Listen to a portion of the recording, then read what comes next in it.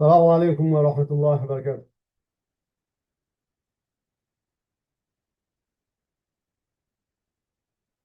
الحمد لله وحده، والصلاة والسلام على من لا نبي بعده المصطفى محمد صلى الله عليه wasallam وعلى آله وصحبه وسلم بعد.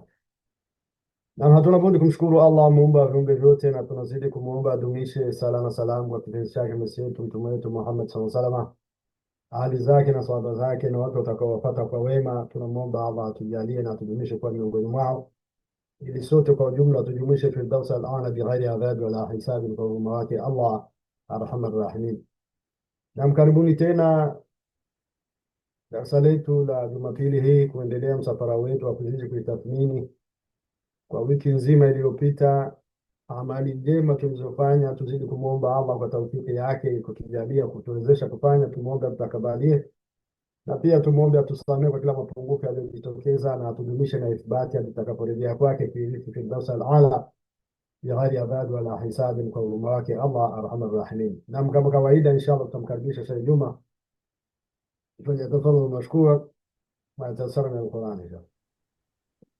السلام عليكم ورحمة الله وبركاته. وعليكم السلام ورحمة الله وبركاته. أعوذ بالله من الشيطان الرجيم. بسم الله الرحمن الرحيم.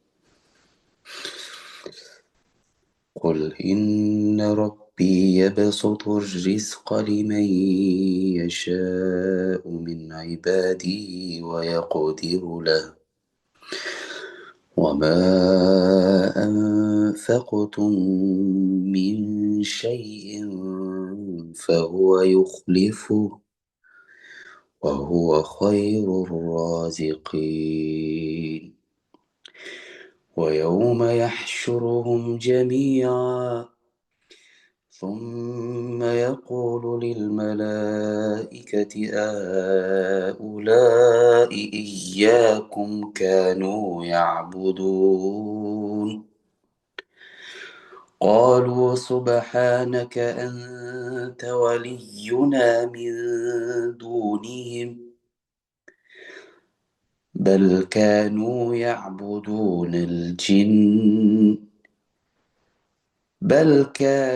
يعبدون الجن أكثرهم بهم مؤمنون.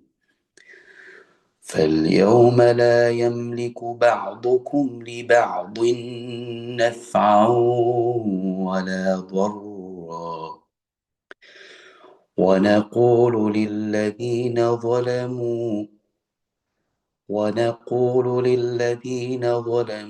ذوقوا عذاب النار التي كنتم به تكذبون.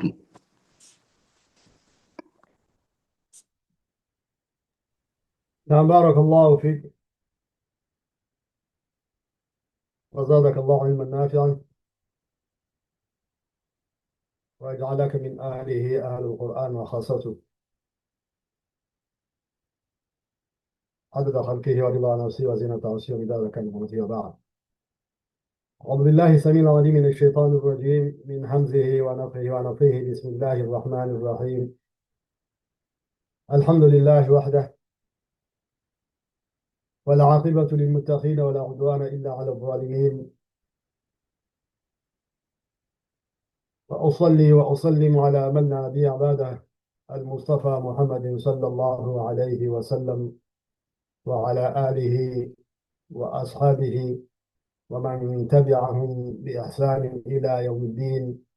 اللهم اجعلنا منهم وما قرب إليه من قول أو عمل. رب اشرح لي صدري ويسر لي أمري واحلل عقدة من لساني يفقهوا قولي. سبحانك لا علم لنا إلا ما علمتنا إنك أنت العليم الحكيم. وبعد، ama hatuna budi kumshukuru Allah muumba viumbe vyote, ambaye amezidi kututhibitishia hatakuwa na mwisho mwema ila wale wamchao Allah. Tunamuomba Allah atujalie kuwa miongoni mwao, na hawatokuwa na uadui miongoni mwao ila wale walizodhulumu nafsi zao. Tunamuomba Allah atulinde kuwa miongoni mwa wale watakaodhulumu nafsi zao. Muomba Allah sala na salama zidumishe kwa kipenzi chake na kipenzi chetu al-Mustafa Muhammad sallallahu alayhi wasallam, ahli zake na sahaba zake na wote watakaowapata kwa wema. Allah tudumishe sote miongoni mwao, ili aturifishe sote firdaus al-aala bighairi adad wala hisabi, na kwa huruma wake Allah tujalie kufuata nyayo zao, hiyo ni kwa kauli na vitendo, kwa huruma wake na utukufu wake Allah. Na firdaus al-aala tudumishe sote na wazee wetu walio hai na waliotangulia mbele ya haki, ndugu zetu wa imani na damu walio hai na waliotangulia mbele ya haki, vizazi Allah alishoturuzuku, anachoturuzuku na atakakituruzuku, na wote miongoni mwa kizazi chetu waliotangulia mbele ya haki, kwa huruma wake Allah arhamar rahimin. Karibuni tena enyi wanafunzi wenzangu wapendwa kwa ajili ya Allah, na yote mashehe wetu ambao mmehudhuria. Tunaendelea msafara wetu ule ule wa kuzidi kujitafakur na kujitadabbur, hususan baada ya Ramadhani, kwa sababu wengi miongoni mwetu inakuwa ni musiba. Ramadhani inawaacha wakiwa katika hali ya kuwa waja wabovu na wabaya, hasa zaidi hata ya Ramadhani ilivyokuta. Tunamuomba Allah atupe taufiki ya kutudumisha na ithibati ala dinihi wa taatihi hadi tutakaporejea kwake na huku ameturadhia. Na mada yetu ya leo, tutaendelea msafara wetu ule ule katika hali ya kuzidi tadabbur na tafakur, na leo tutaendelea hasa katika hali ya tadabbur na tafakur ya kauli hii ya Mustafa Muhammad sallallahu alaihi wasallam, ambaye imepokewa na mama yetu As-Siddiqa bintu Siddiq, mama yetu Aisha, ambaye ni mkweli yeye mwenyewe na mtoto wa mkweli Abu Bakar radhiallahu anhuma wa Allah waradhi wote wawili.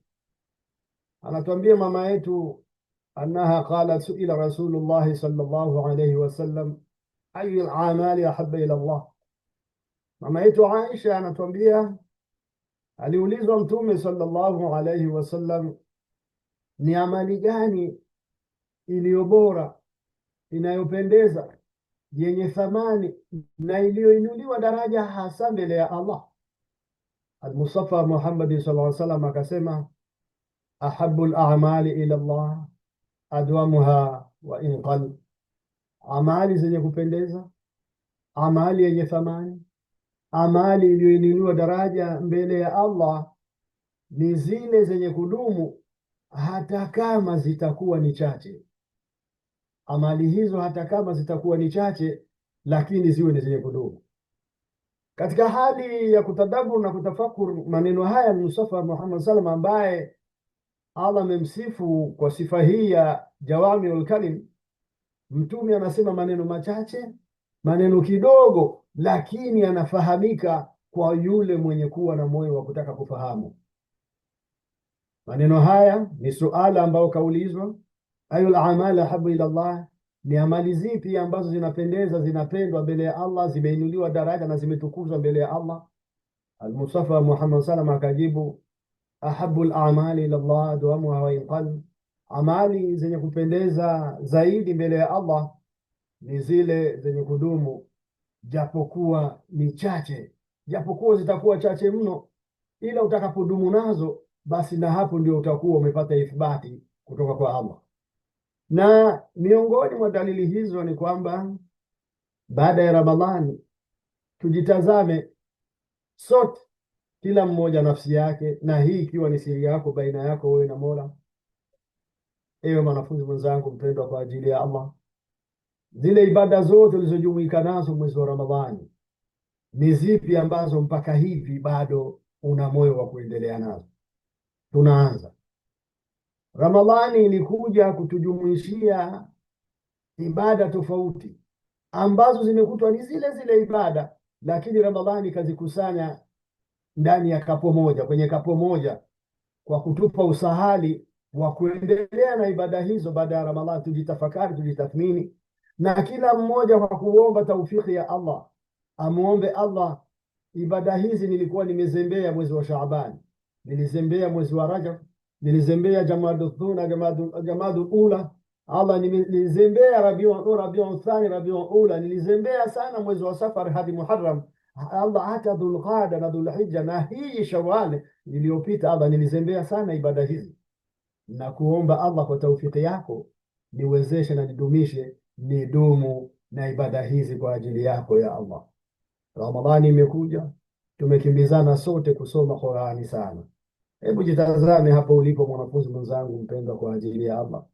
Tangu toka Ramadhani imekwisha, leo hii Shawali huku ambapo imefika, na tayari kwa wale waliosomwa Ayyamul Bidh wamaliza tangu Ijumaa, toka Ijumaa leo mwezi 17 leo.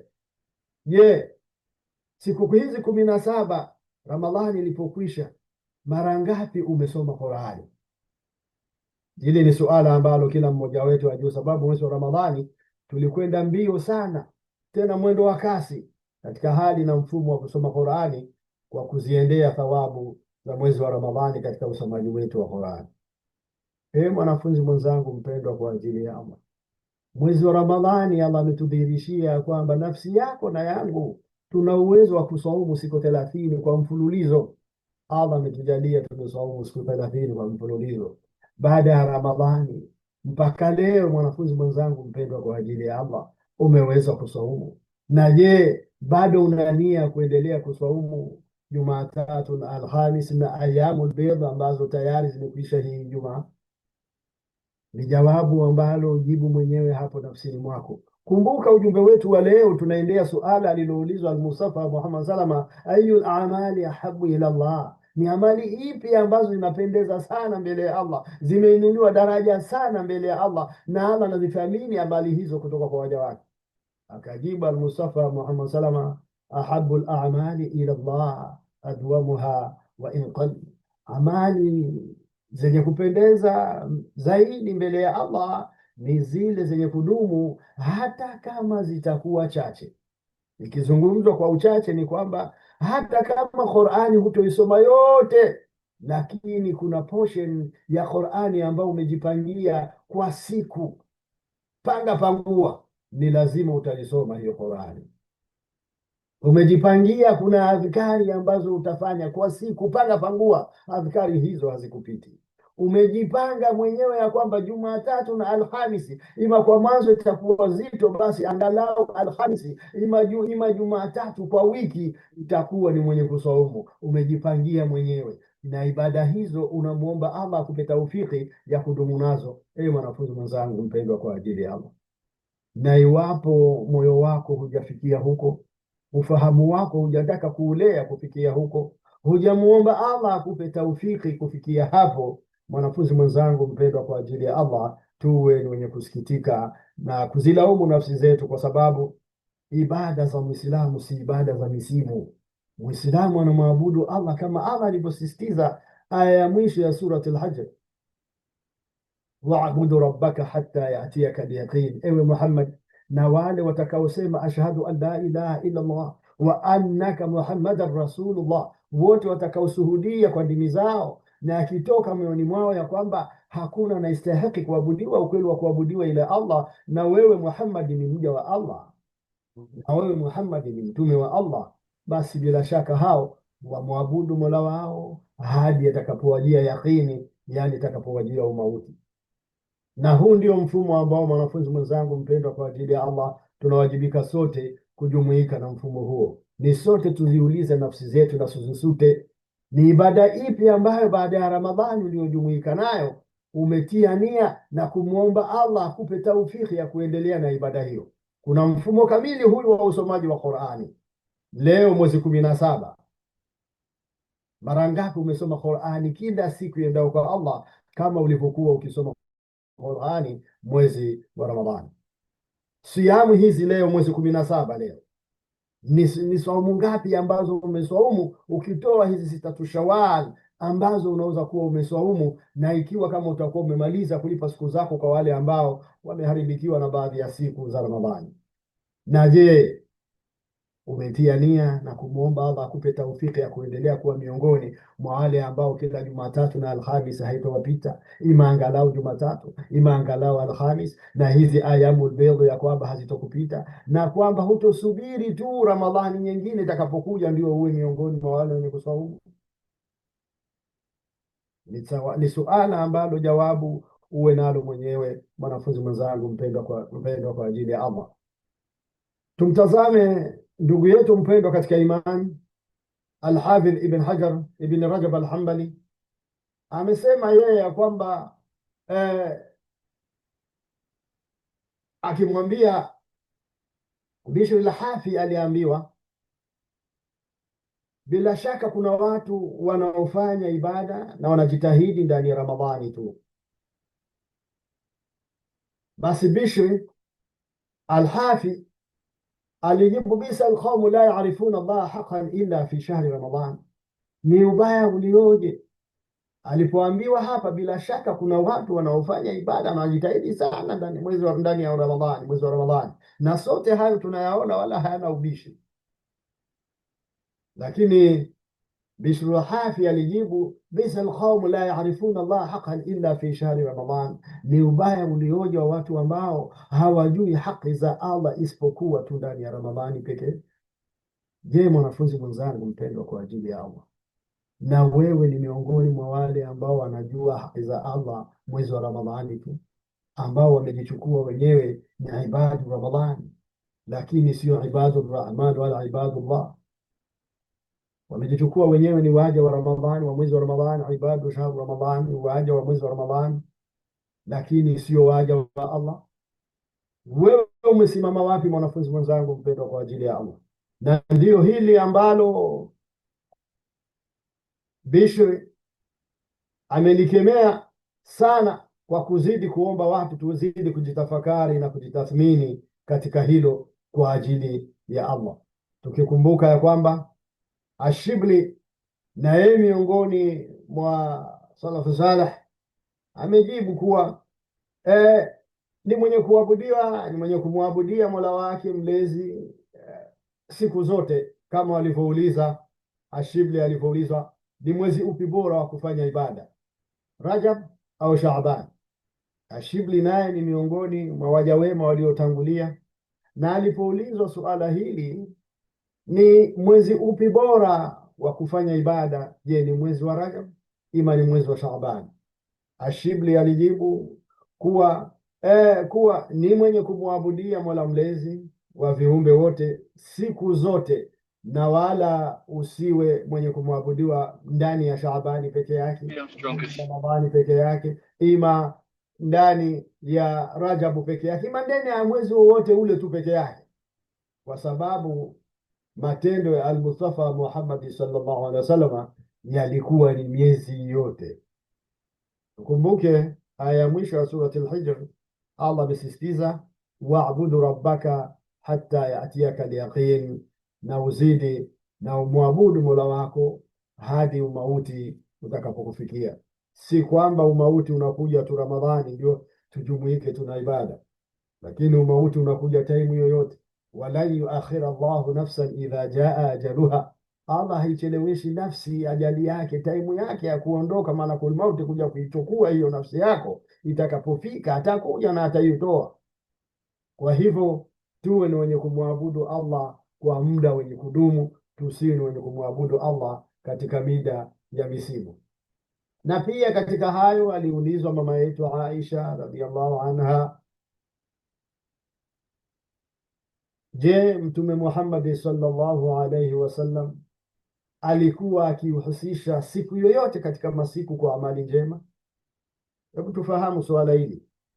Je, hal kana yahusu yawman min al-ayyam, Mtume alikuwa akihusisha siku yoyote katika masiku kuwa ndiyo siku bora ya kutekeleza ibada zaidi kuliko siku nyingine? Faqalat la kana amaluhu dima. Mama yetu Bi Aisha alijibu swala hilo akasema, hapana, hata siku moja Mtume wa Allah hajawahi kuhusisha siku yoyote katika masiku kuwa amali njema, lakini amali zake njema zilikuwa ni siku zote tena daima. Mwanafunzi mwenzangu mpendwa kwa ajili ya Allah, si katika sifa za watu wema kumwabudu Allah kwa misimu, bali watu wema hudumu na ibada mpaka umauti. Na huu ndio mwenendo wa mtume wetu Muhammad sallallahu alayhi wasallam, rehma na amani ziwe juu yake zaidi. Na ni amri kwetu sote kama alivyosema Allah, tunakariri kwa mara nyingine, waabudu rabbaka hatta yatiyaka al-yaqin, muabudu Mola wako na muabudu Mola wako mlezi mpaka ukufikie umauti. Ewe mwanafunzi mwenzangu mpendwa, kwa ajili ya Allah, tujitathmini na tujitafakari. Ramadhani imekwisha. Ni yupi ambaye amali zile tulizojumuika nazo sote mwezi wa Ramadhani bado tunaendelea nazo? Tumekariri baadhi ya amali, iwe ni usomaji wa Qur'ani. Je, mbio zile ulizokuwa nazo kusoma Qur'ani, kukimbizana na hitma mwezi wa Ramadhani? Kuna wale ambao wamekwenda kwenye khatamu 2, khatamu 3, khatamu 5. Kuna wengine ambao wamekwenda mpaka khatamu 15, wengine wamefika hata 30. Tumesikia huku wakina Imam Shafi ambao walikuwa wakifanya khatamu 60 mwezi wa Ramadhani. Ni kwamba mchana alikuwa akimaliza moja na usiku akimaliza nyingine, khatam 60 mara 60, akisoma Qur'ani kuanzia suratul Fatiha mpaka suratul Nas. Je, mimi na wewe mwanafunzi mwenzangu mpendwa, kwa ajili ya Allah, mwezi wa Ramadhani tumefanya khatamu ngapi? Na je, mpaka leo bado tunasoma Qur'ani? Tukumbuke ya kwamba Qur'ani hii tunayoipuuza, Mtume Muhammad SAW amesisitiza, qra'ul Qur'an fa innahu ya'ti yawm al-qiyamah shafi'an li ashabi.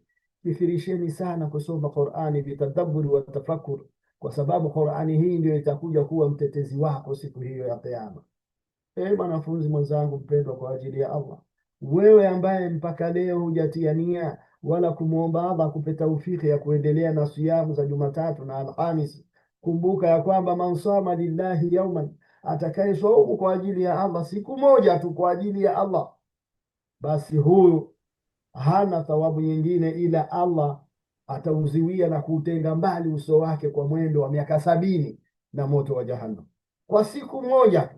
Ramadhani umesaumu siku 30, ni miaka 2100, Allah kuutenga mbali uso wako na moto wa Jahannam. Na ni kwamba Allah atakapoutenga mbali uso wako na moto wa Jahannam, ni kwamba kichwa chako, masikio yako, shingo lako, kila kiungo chako cha dhahiri na siri, na wewe mkamilifu utakuwa mbali na moto wa Jahannam.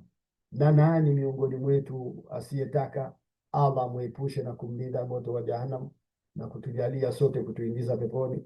Na tuzidi kumwomba Allah, Allahumma inna nas'aluka al-jannata al-firdaus al-a'la wa ma qarraba ilayha min qawlin aw amal, wa na'udhu bika min an-nar wa nas'aluka al-jannata al-firdaus al-a'la وما قرب إليها من قول أو عمل عدد خلقك ورضا نفسك وزنة عرشك ومداد كلماتك.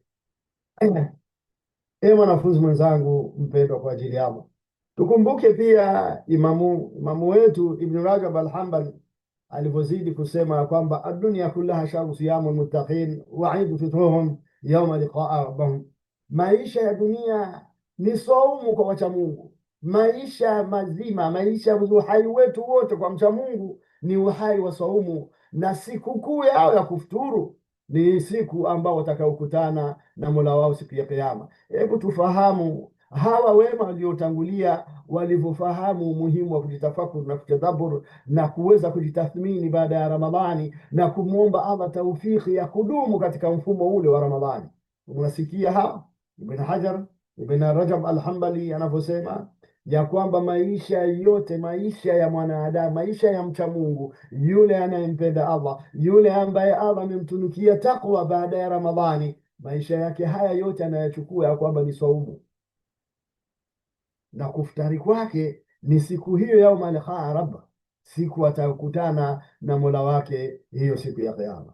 Na akaendelea kusema kwamba, na kusema hivyo ni kwamba sehemu kubwa ya mchana anafunga, anasaumu, anajizuia, sio tuna chakula, sio tuna kinywaji chake, sio tuna kujumuika na halali mkewe, halali mmewe mpendwa kwa ajili ya Allah, ima mkewe mpendwa kwa ajili ya Allah, bali anajizuia na yote yale asiyoyataka Allah, ya kila viungo vyake vya dhahiri na siri. Iwe ni macho yake hayatazami yale asiyoyapenda Allah, iwe ni ulimi wake hautamki yale asiyoyapenda Allah, iwe ni mikono yake haiyashiki yale asiyopenda Allah, iwe hata ni ufahamu wake haufikirii yale asiyoyapenda Allah, iwe ni miguu yake ndio kamwe haendei yale asiyoyapenda Allah. na huyu ndiye yule ambaye anachukua maisha yake mazima ya kwamba ni saumu, ni kujizuia na kila lile asilolipenda Allah, na daima kushikamana na lile analipenda Allah, na akijua kwamba sikukuu yake idu yake, siku ya Idi, siku ya sherehe na sikukuu yake itakuwa siku ambayo atakayokutana na Mola wake mlezi. Mwanafunzi mwenzangu mpendwa kwa ajili ya Allah, na bila shaka tumejizuia sana mwezi wa Ramadhani na kila maasi kwa mchana wa Ramadhani. Kuna wengine wamejizuia mchana tu, lakini ulipoadhiniwa magharibi ikawa tena kumekucha. Ila wewe na mimi Allah ametujalia kutokuwa miongoni mwao, na wale ambao wameghafilika tunazidi kumuomba Allah kwa jina lake Al-Afu, jina ambalo unapomuomba Allah anakusamehe dhambi lako bila kuacha athari ya dhambi hilo katika kitabu chako hicho cha rekodi. Tunamuomba ya afu la tuadhibna wala tuhlikna bima faala sufahau minna.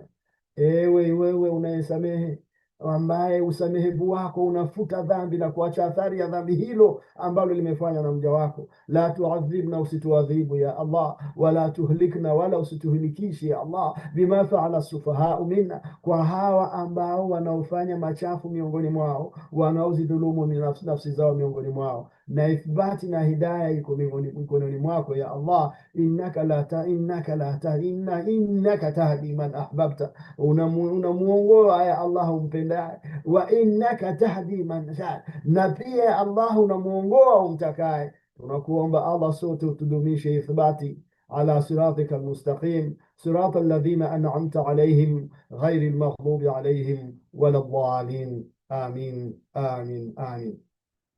Mwanafunzi mwenzangu mpendwa kwa ajili ya Allah, muumini anaisha katika dunia katika uhai wake wote kana kwamba yuko katika ibada ya siyamu, kutokana na kule kujizuia kwake na machafu. Na muumini huishi katika hali hii ya kuizuia nafsi yake kutokamana na machafu, akisubiri siku yake atakayokuja kufuturu, ambao ni siku ya Idi, nao ni siku atakayokutana na Mola wake yaumal qiyama. Na hii ndiyo maana ya maneno haya ya shekhe wetu Ibn Hajar.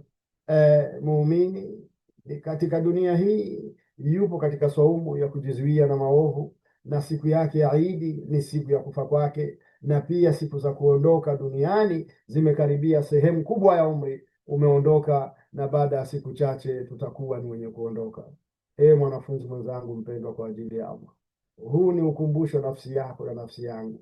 Tujitathmini, tujitafakari. Mwanafunzi mwenzangu mpendwa kwa ajili ya Allah, umesimama wapi baada ya Ramadhani hii? Je, wewe ni miongoni mwa wale ambao wamedhamiria na kutia nia na kumwomba Allah taufiki washikamane na baadhi ya ibada ambazo waweze kudumu nazo, ibada ambazo ahabul a'mali ila Allah adwamuha wa in qalla, amali zenye kupendeza mbele ya Allah ni zile zenye kudumu hata kama zitakuwa ni chache.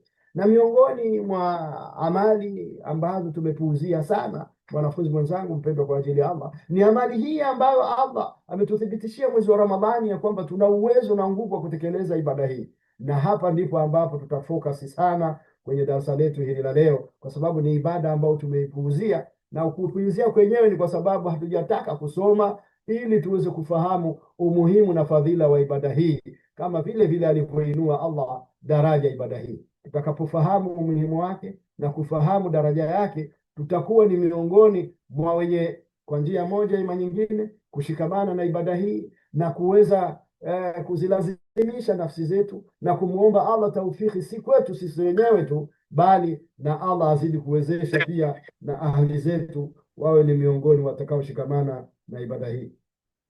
Mwanafunzi mwenzangu mpendwa kwa ajili yako, tukumbuke sote tulipokimbizana misikitini, hata kwa kina mama ambao walikuwa ni ahlabu kwenda misikitini, lakini ilipofika mwezi wa Ramadhani, kwa sababu na sala yenyewe masana tu walikuwa wakienda sana msikitini, ilikuwa ni sala ya Aisha, kwa sababu wanajua sala hiyo ya Aisha imejumuika pamoja na tarawih.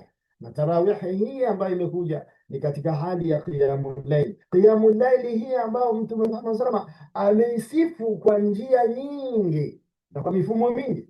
Mmoja miongoni mwa mifumo hiyo, yeyote atakayelala kabla ya kulala akasoma aya mbili za mwisho za sura al-Baqara, akianzia aya 284 hadi 286, akianzia huku amana rasulu bima unzila ilaihi min rabbihi walmuminun kullun amana billahi wa malaikatihi wa kutubihi wa rusulihi la nufarriqu baina ahadin min rusulihi waqalu sami'na wa ata'na ghufranaka rabbana wa ilaika almasir. Akasoma mpaka mwisho. Inapomaliza suratul Baqara na akakariri haya maneno, hizi aya mbili akazikariri mara mbili. Mtume Muhammad sallallahu alaihi wasallam akafataa, zitamtosheleza hizi kwa yule ambaye alikuwa na nia ya kusali qiyamul layli, matahajudi, akapitiliza kwa usingizi, basi hizi aya mbili zimemtosheleza kana kwamba amesali qiyamul layli. Umuhimu wa qiyamul layli ambao mimi na wewe mwanafunzi mwenzangu tumekimbizana nao tu mwezi wa Ramadhani, bali Ramadhani imekuja kututhibitishia, iwapo Sheikh Rama, iwapo Hajati Aisha, umeweza kusali qiyamul layl, kusali tarawih siku 30 mwezi wa Ramadhani, ni vipi baada ya Ramadhani utashindwa kusali? Yule Mola uliyekimbia msikitini kusali tarawih kwa siku 30, na ndiye Allah huyo huyo wa Shawali, ndiye Allah huyo huyo wa Dhulhijja, ndiye Allah huyo huyo wa Dhulqaada, ndiye Allah huyo huyo wa Muharram, na ndiye Allah huyo huyo wa Rajab, Shaabani, mpaka itakapofika Ramadhani nyingine. Ni vipi umethibitisha wewe ya kwamba utaweza kusali tu tarawihi na qiyamul layli mwezi tu wa Ramadhani, ila Ramadhani imekuja kukusuta, kumbe una nguvu za kuweza kuamka na kusali qiyamul layli. Kwa hivyo baada yangu mimi Ramadhani usimnyime Shawali haki yake, Dhulqaada usimnyime haki yake, Dhulhijja usimnyime haki yake, Muharram usimnyime haki yake. Hadi Ramadhani tena nitakaporejea, napenda nikukute tena umeshikamana na hii qiyamul layli. Ramadhani imekusuta mimi na wewe mwanafunzi mwenzangu mpendwa wa Allah, mpendwa kwa ajili ya Allah, kwa ajili ya tarawih. Kwa hivyo tushikamane na qiyamul layl. Hiyo ni moja miongoni mwa njia kwa yule ambaye atazembea, ima umelala ukapitiliza kwa usingizi, kwa machofu mengi uliokuwa nayo. Utakaposoma aya hizi mbili za mwisho za suratul Baqara, zitakutosheleza kana kwamba umesali qiyamul layl kwa nia njema ambayo utakuwa umemwomba Allah, na ukiyahusisha hayo katika usomaji wa hizo aya mbili za mwisho za suratul Baqara. Si hivyo tu, anayesali salatul isha jamaa nyuma ya imamu na salatul fajri nyuma ya imamu, ukisali salatul isha nyuma ya imamu, Allah anakuandikia ujira kana kwamba umesali nusu, yani qiyamul layli, tahajudi yako umesali nusu ya usiku. Na utakaposali salatul fajri nyuma ya imamu, Allah anakuandikia thawabu ya kwamba umesali usiku kamili.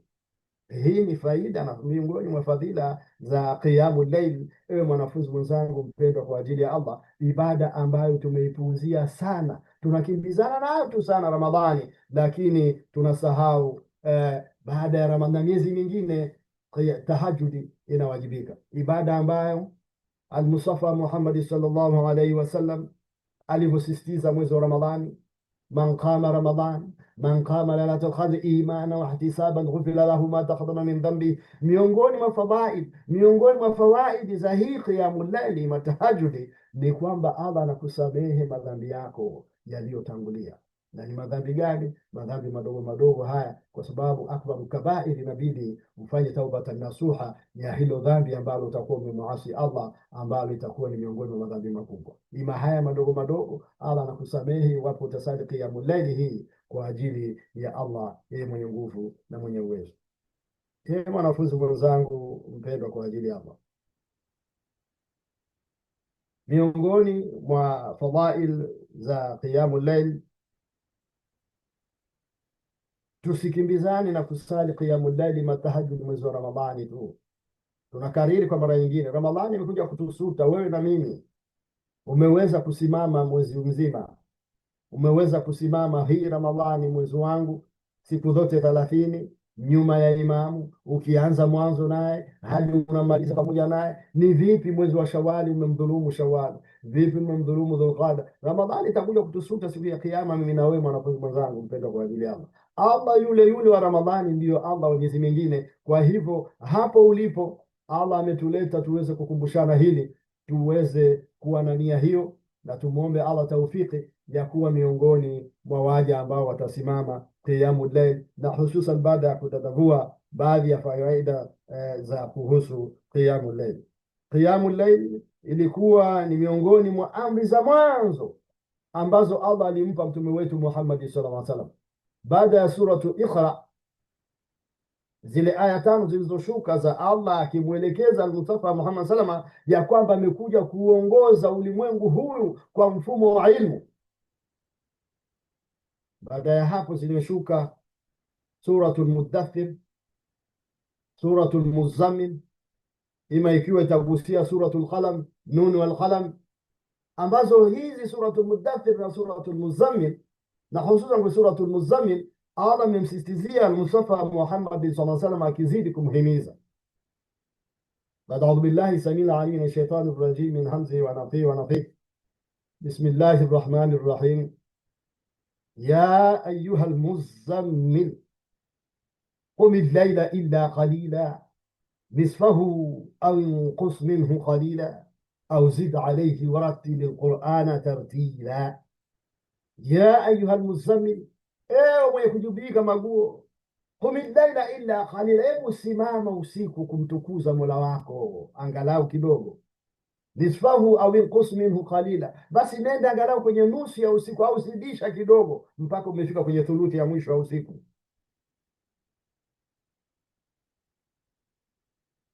Waratili lqurana tartila, na isome Qurani kwa utulivu, kwa mpangilio, kwa ahkami zake zote za tajwidi. Uisome Qurani na kwa tadabbur na tafakur, na huku kisikiliza ni ujumbe gani ambao Allah anakupa. Na haya huwezi ukayapata katika sala hizi zetu za mbio mbio, ukikimbizana na dala, ukimbizana na paundi, ukimbizana na korona, ukimbizana na euro, ukimbizana na hiyo shilingi yako na ukimbizana nayo. Lakini unapokuwa kwenye qiyamul layl, moyo unakuwa umetulia, nafsi imetulia, kila kiungo chako cha dhahiri na siri kimetulia, na ukijua ya kwamba ni bainaka wa baina Allah wa khalq, ni baina yako wewe na baina ya Allah muumba wako, alladhi khalaqaka wa sawwaka fi arham umma kaifa yasha, yeye ambaye aliyekuumba na akakukusanya mkusanyiko kwa mkusanyo upendao yeye katika tumbo la mamako, ndiye huyu ambaye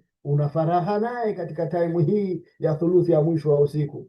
Mwanafunzi mwenzangu mpendwa, kwa ajili ya Allah tumeshikamana na siku 30 tukisali tarawehe msikitini, tumepata thawabu tu za nusu ya usiku, kwa sababu wengi alfajiri hatukubahatika, tumechelewa kwenda kusali msikitini. Kwa wale ambao wallah Allah wamapa taufiki ya kusali alfajiri msikitini, wameandikiwa thawabu za kwamba wamesali qiyamul layla, usiku wote wamesali. Lakini kwa wale wengine ni nisfu layl, ambao wamesali tutarawih nyuma ya imamu, wenyewe ni nusu ya usiku wamesimama qiyamul layl. Ramadhani ukituthibitishia kwamba kumbe tuna uwezo wa kusimama qiyamul layl. Mwanafunzi mwenzangu mpendwa, kwa ajili ya Allah tuwe na nia hii, na tukimuomba Allah atupe taufiki ya kushikamana na ibada hii ya qiyamul layl, ambao wengi miongoni mwetu tunaipuuza. Wengi miongoni mwetu ni kama wale wanaosoma Qur'ani mwezi wa Ramadhani tu, ni kama wale wanaosoma mwezi wa Ramadhani tu. Basi hii imekuja kututhibitishia kwamba Ramadhani, kuja kututhibitishia kwamba mimi na wewe kumbe ubavu tunao wa kuweza kusimama qiyamul layl, hata kama haitokuwa mwezi mzima, lakini tujipangie na tukimwomba Allah taufiki, ibada hii angalau kwa wiki isitupite. Na pia Allah amezidi kumthibitishia al-Mustafa Muhammad sallam, aqimi salata liduluki shamsi ila ghasaqi al-layli wa qur'an al-fajr inna qur'an al-fajr kana mashhuda min al-layli fatahajjad bihi nafilatan lak asa an yab'athaka rabbuka maqaman mahmuda. Hapa tusikie Allah anapomsisitiza al-Mustafa Muhammad salama, na hukumu hii sio kwa mtume tu Muhammad salama, lakini kwa sababu yeye ndiye alikuwa ni kigize chetu chema.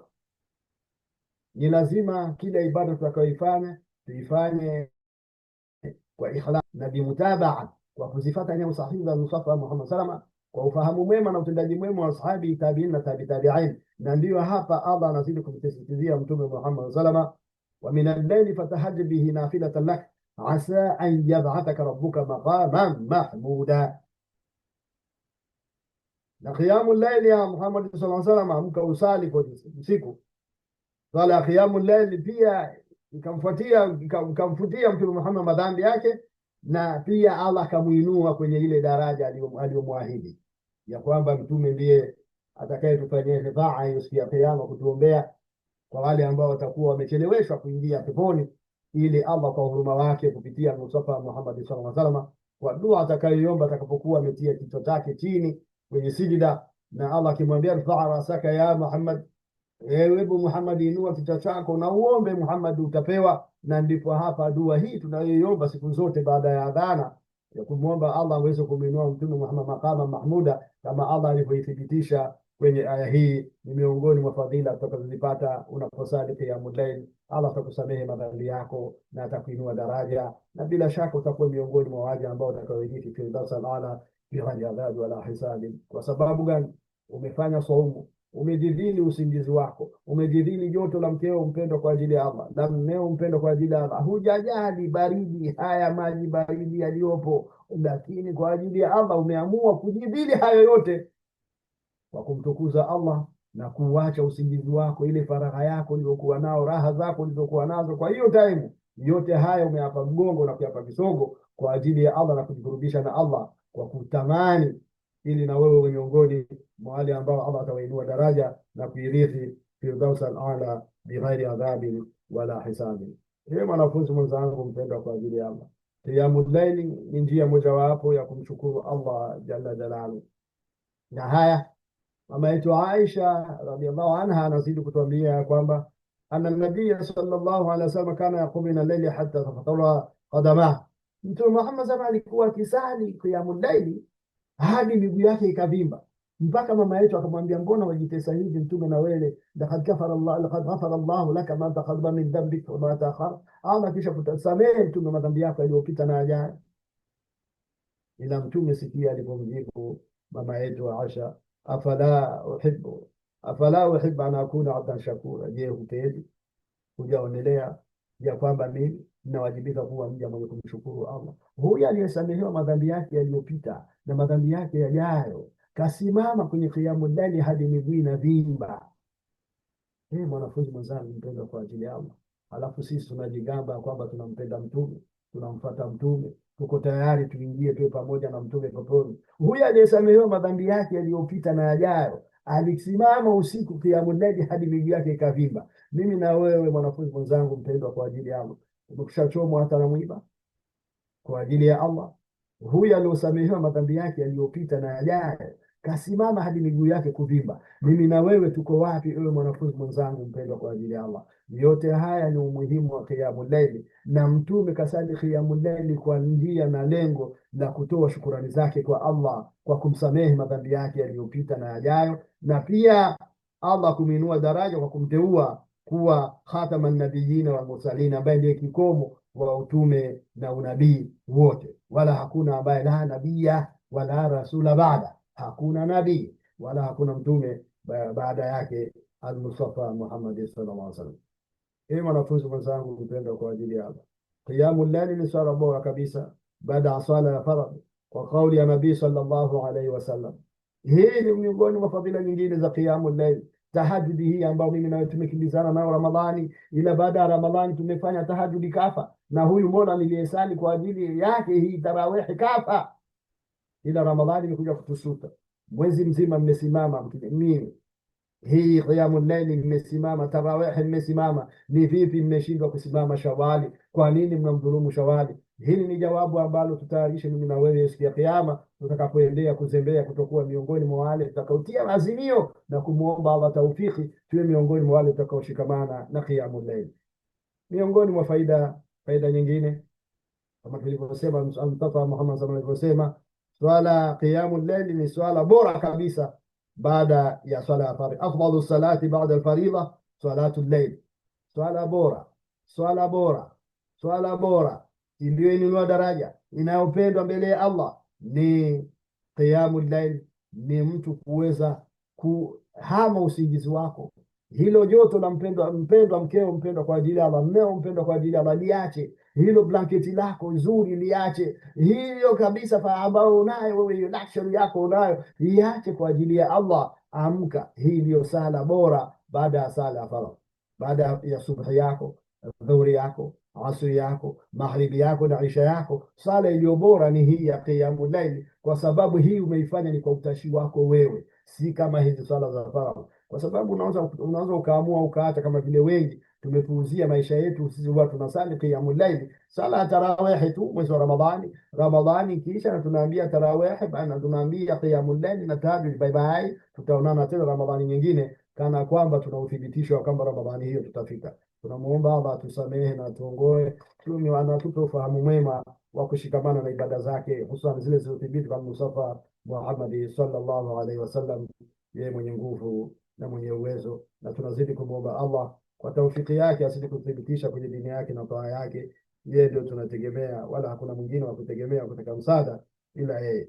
Na pia miongoni mwa fawaidi nyingine, wanafunzi mwenzangu mpendwa kwa ajili ya Allah, qiyamul layl ni kufuata sunna za Nabii Muhammad sallallahu alaihi wasallam. Na pia qiyamul layl ilikuwa ni desturi ya salaf, hao wema, waja wema wa Allah waliopita, na sababu kuu ya kumzidishia Muislamu imani yake na kumtakasa moyo wake kutokana na maovu mengi, uasi, unafiki. Mtu ambaye anataka kuachana na unafiki, anataka kuachana na umbea, leo mpaka majina yamekuwa mengi sana katika kuzungumza haya ambaye anataka kuachana na tabia hiyo ya ubuyu, basi amka qiyamul layl. Ambaye una moyo wako umekuwa una ukakasi, moyo wako umekuwa ni mzito sana kuzidi kujikurubisha na Allah, kushikamana na ahkami za Allah na mafunzo sahihi ya Mustafa Muhammad salama, amka qiyamul layl, mdirishie Allah ya kwamba umeipa nyongo dunia kwa ajili yake Allah, na Allah atakuinua daraja katika hali ya kuisali qiyamul layl. Ewe mwanafunzi mwenzangu mpendwa kwa ajili yangu, tuzidi kumuomba Allah, yeye mwenye nguvu na mwenye uwezo, kama alivyotuambia ndugu yetu mpendwa katika imani Bilal bin Rabah radhiallahu anhu. Mtume Muhammad sallallahu alaihi wasallam amesema, shikamaneni na qiyamul layl, kwani ni desturi za salihina waja wema kabla yenu, na kujikurubisha kwa Allah, na inazuia madhambi, inafuta maovu, na inaondosha maradhi mwilini. Wengi tunalia na maumivu mwilini, wengi tuna maradhi tunayajua na tusiyojua, wengine maradhi hapo njiani kujitokeza. Miongoni mwa njia za kuepukana na maradhi haya ni tusali sana qiyamul layl. Lakini usisali kwa nia acha nisali qiyamul layl niondokeo na maradhi. Sali qiyamul layl ukijua ni hukumu ambayo Allah alimpa Mtume Muhammad sallallahu alaihi wasallam miongoni mwa mwanzo kabisa wa ujumbe wake, kama tulivyosema tulivyosikia hii suratul Muzammil, na sio Muzammil tu, hata ya ayuhal mudaththir qum fa'anzir wa rabbaka fakabbir. Yote hayo ilikuwa ni katika kusisitizia umuhimu wa qiyamul layl, ambao mimi na wewe mwanafunzi mwenzangu mpendwa kwa ajili ya Allah tumeshikamana nayo tu mwezi wa Ramadhani kwa kusali tarawih. Baada ya Ramadhani bye bye qiyamul layl. Hebu mwanafunzi mwenzangu tubadilike, tujitathmini, tukumbuke ya kwamba ahabbul a'mal ila Allah adwamuha wa in qalla, amali zenye kupendeza zaidi mbele ya Allah ni zile zenye kudumu, hata kama zitakuwa ni chache. Hata kama utazifanya kwa huyo uchache unaofanya, hatujasema mtu tena achukue mwezi mzima wa kusali qiyamul layl, wako utaweza mashallah.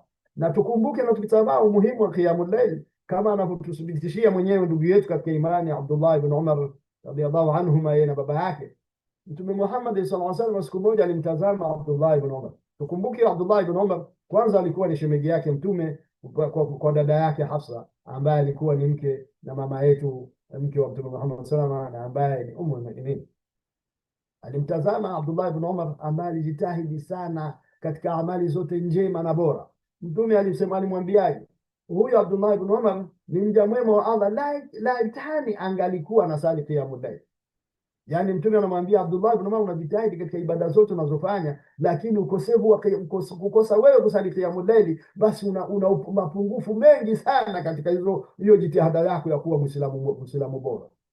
Abdullah ibn Umar anasema tangu aliposikia Mtume kusema maneno haya hakuacha qiyamul layl hadi kafariki, na bado anasali qiyamul layl. Na huyu Abdullah ibn Umar alipompenda sana Mustafa Muhammad salama, yani alimuiteti Mtume mpaka watu walikuwa wakimuona hata akitembea, hata wakimuona mfumo wake kamili wote ulikuwa ni kama Mtume Muhammad salama alivyompenda pindi alipokumbuka Allah aliposema, laqad kana lakum fi rasulillahi uswatun hasana, na kigizo chema.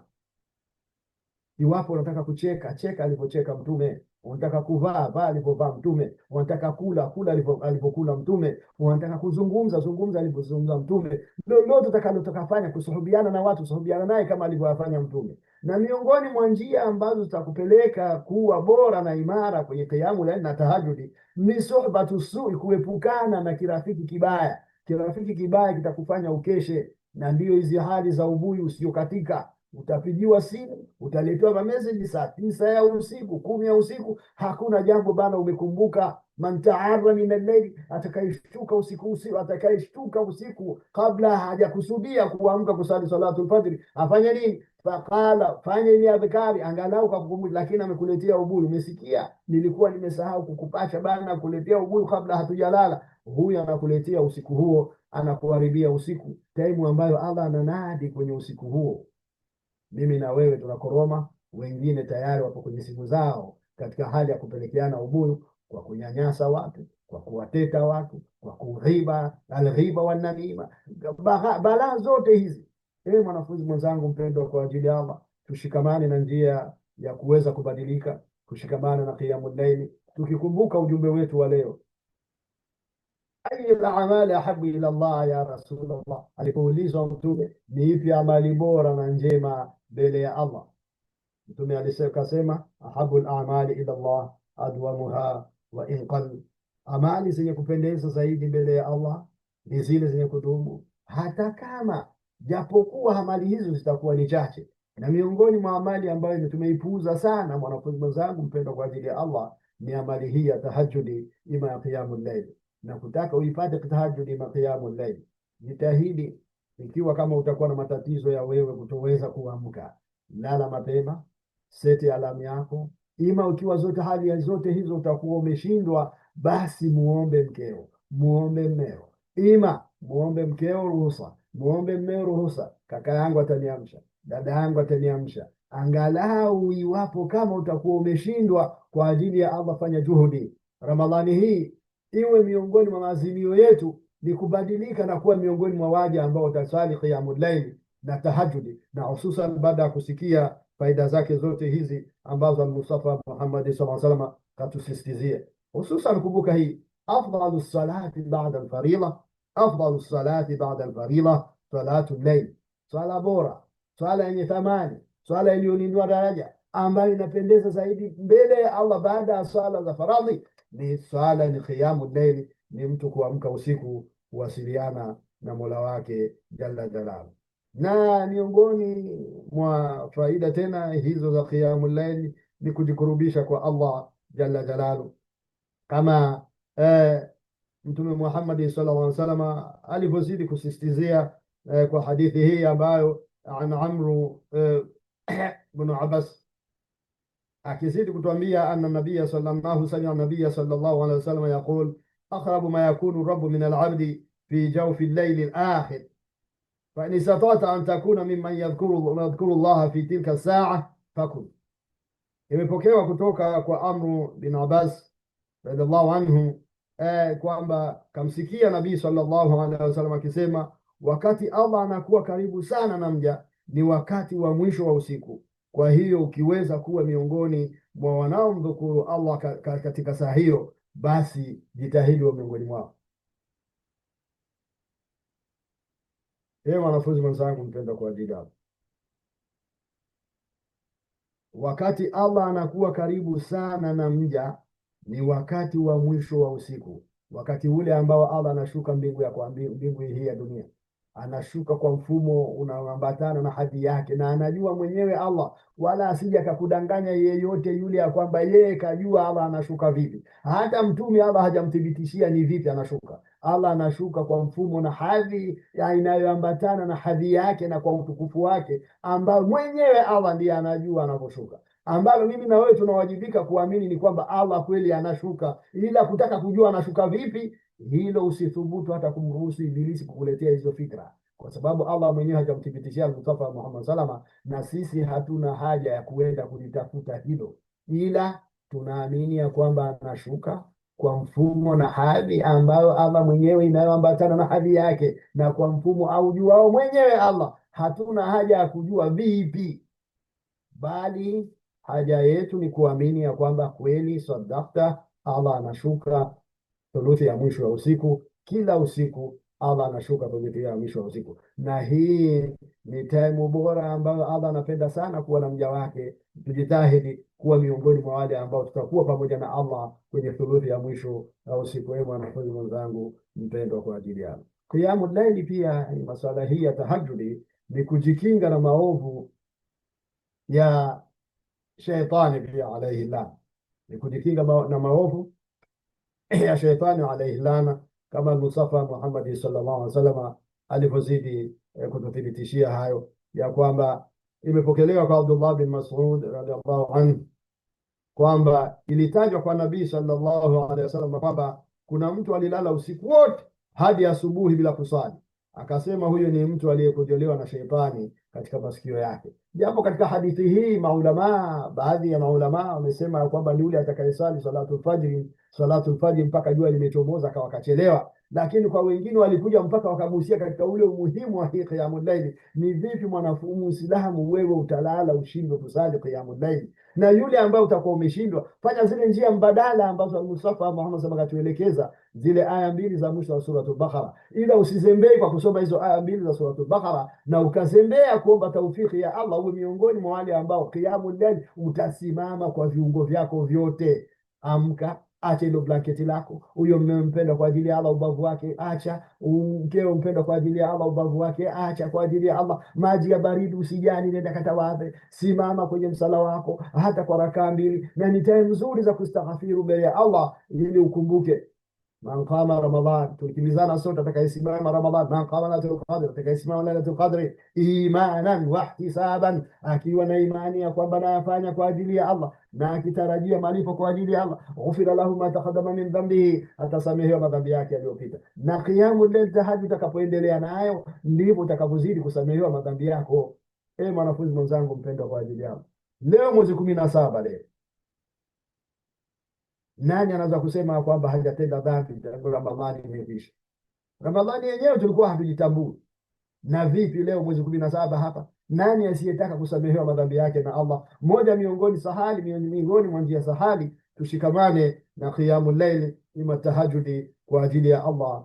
Wanafunzi wenzangu mpendwa kwa ajili ya Allah, na wanaosali qiyamul layl ima tahajjudi wameandaliwa janna kwa uthibitisho aliyotuthibitishia Allah سورة السجدة تتجافى جنوبهم عن المضاجع يدعون ربهم خوفا وطمعا ومما رزقناهم ينفقون فلا تعلم نفس ما أخفي لهم من قرة أعين جزاء بما كانوا يعملون. wale ambao wanaziinua mbavu zao zinatengana na vitanda vyao, wanamuomba Mola wao kwa hofu na matumaini, na katika yale tuliyowaruzuku wanatoa, basi nafsi yoyote haijui yaliyofichiwa katika yanayoburudisha macho, ni jazaa kwa yale waliokuwa wakiyatenda. Hii miongoni mwa fadhaili za qiyamul layl, ni fadhaili ambazo wameandaliwa waja watakaoingia peponi. Mwanafunzi mwenzangu mpendwa kwa ajili ya Allah, siku zote tunamuomba Allah, rabbana atina fi dunya hasana wa fil akhirati hasana. Huko akhira tunataka mema, miongoni mwa njia za kuyapata mema ya hapa duniani na mema ya akhira. Mwanafunzi mwenzangu mpendwa kwa ajili ya Allah, Ramadhani hii tushikamane na qiyamul layl, tushikamane na tahajjud. Na miongoni mwa fadhaili za hii tahajjud, iwapo mume ameamka kwanza hili, lakini zungumza kwanza na mkeo mpendwa kwa ajili ya Allah, na mpeo mpendo kwa ajili ya Allah. Usije ukafanya ni jambo la ibada ukalifanya kwa kukurupuka, ikawa ni sababu ya Allah kutukanwa, mtume kutukanwa, ikawa ni sababu hata ya wewe kuweza kutukanwa na huyo mkeo ima huyo mmeo mpendo kwa ajili ya Allah. Mustafa Muhammad sana amezidi kusisitiza, iwapo mume ataamka akachukua maji kidogo, amemwamsha mkewe, ima mke amemwamsha mmewe, akawa mzito kuamka, yeye ameshatawadha, akachukua maji kidogo akambubujia machoni, huyu atakapoamka wakasali, basi wanakuwa chini, Allah anawahurumia madhambi yao kwa wakati huo ambao wameamka na baada ya kufanya amali hiyo. Mme ameamka, kamwamsha mkewe, kamuona amesembea kidogo, kachukua maji kidogo, kambubujia maji hayo usoni, ili ya kumtoa ule usingizi na aweze kuamka na kwenda kutia udhu, ili wasali pamoja qiyamul layl. Allah anawasamehe hawa waja na anawainua daraja. Lakini tunasisitiza, Kwanza zungumza na mkeo mpendwa kwa ajili ya Allah, mmeo mpendwa kwa ajili ya Allah, afahamu kwanza hadithi hii alivyoisema Mtume. Usije ukakurupuka ukenda ukamwagia maji mwenzio kabla hamjazungumza, ikawa ni sababu ya ibada, Ibilisi akaingilia kati, ikawa ni sababu ya kuja kesho tunatangaziwa katalakiwa, kampa talaka mkewe, mke kajihulu. Tusije tukafikia huko, kila ibada tunayoifanya tuifanye bilhikma walmauidhatul hasana, kwa hikma, kwa mfumo unaostahiki, kwa njia inayostahiki, kwa mahala panapostahiki, kuna kwa mhusika anayestahiki. Baada ya watu kuanza, mke na mume wazungumze kwanza, wafahamiane hilo ya kwamba wote wamechukua dhamana, wamechukua hiyo, na kumwomba Allah taufiki na nia yao safi, wa Allah wajalie kuwa Ramadhani hii hadi watakaporejea kwa Allah wasiachane na kusali qiyamul layl, ima tahajudi kwa ajili ya Allah. Mwanafunzi mwenzangu mpendwa kwa ajili ya Allah, na kaka yetu mpendwa Abu Hurairah radhiallahu anhu anasema kwamba sallallahu alaihi wasallam, Rasul alimwambia Allah tabaraka wa taala amesema, nimewatayarishia waja wangu wema kile ambacho jicho lolote halijapata kuona na sikio lolote halijapata kusikia na wala haijapata kupita katika moyo wa binadamu. Abu Huraira radhiallahu anhu kwa hivyo akisema fala ta'lamu nafsu ma ukhfiya lahum min qurrati ayun. Hapa ni Mustafa Muhammad salama alipokuwa akitafsiri hii aya, fala ta'lamu nafsu ma ukhfiya lahum min qurrati ayun. Hii aya suratu Sajda sura 32. Mustafa Muhammad salama alivyoifasiri, amefasiri katika ile hali ya kufasiri yale ambayo watu watakayoyapata peponi, ambayo Allah amewaandalia watu wa peponi, ni mambo ambayo jicho la mwanadamu halijawahi kuona, sikio halijawahi kusikia, wala hata nafsi yako haijawahi kufikiria. Na ndiyo mema na neema ambazo ziko peponi, ambazo zinawasubiri wengi miongoni mwa hawa waja ambao watasimama qiyamul layl. Allah, mimi na wewe mwanafunzi mwenzangu mpendwa kwa ajili ya Allah, atujalie kuwa miongoni mwa hao watakaosimama qiyamul layl kwa ajili yake ye Allah, ye mwenye nguvu na mwenye uwezo. Na wala tusije tukafanya ni wasimamaji wa qiyamul layl tu mwezi wa Ramadhani tunapokimbizana sote kuwahi tarawehe. Alhamdulillah, ni ibada ambayo Allah ametupa taufiki ya kutekeleza, na ila kwa ajili ya Allah tunazidi kumwomba atupe taufiki ya kuendelea kutekeleza ibada hii ambayo Mustafa Muhammad sallallahu alayhi wasallam amesisitizia, fardhu salati ba'da al-faridha, salatul layl, sala inayopendwa, inayopendeza na bora na yenye daraja zaidi baada ya swala ya faradhi, baada ya subhi yako, baada ya dhuhur, ya asr, maghrib na isha, basi ni salatul layl, ima qiyamul layl. Mwanafunzi mwenzangu mpendwa kwa ajili ya Allah, tukumbuke mwanafunzi mwenzangu mpendwa kwa ajili ya Allah, qiyamul layl ni miongoni mwa sifa ya ibadur rahman. Tunakumbuka Jumapili iliyopita katika darasa iliyozungumzwa na swala lililoulizwa na ndugu yetu Sheikh Rama, miongoni mwa zile sifa ambazo Allah amewasifu ibadur rahman, miongoni mwa hizo wa ibadur rahman alladhina yamshuna ala al-ardi hawna wa idha khatabahum jahiluna qalu salama walladhina yabituna lirabbihim sujadan wa qiyama. Hiyo ni miongoni mwa sifa za waja wema wa arrahman, mwingi wa huruma. Allah amewasifu ya kwamba wa ibadur rahman, na waja wa arrahman mwingi wa huruma, alladhina yamshuna ala al-ardi hauna, ni wale wanaotembea katika ardhi kwa unyenyekevu na upole. Wa idha khatabahum jahiluna qalu salama, na majahil, watu wasiojitambua, wanapotaka kuwaletea migogoro, kuwaletea vurugu, kuwaletea fujo, kuwaletea hali yote hamasa, basi wenyewe husema amani, amani, amani. Walladhina yabituna lirabbihim sujadan wa qiyama, na wale wanaokesha usiku kwa ajili ya Mola wao wakisujudu na kusimama. Mwanafunzi mwenzangu mpendwa kwa ajili ya Allah, tumuombe Allah taufiki hii, tuwe na nia hii safi.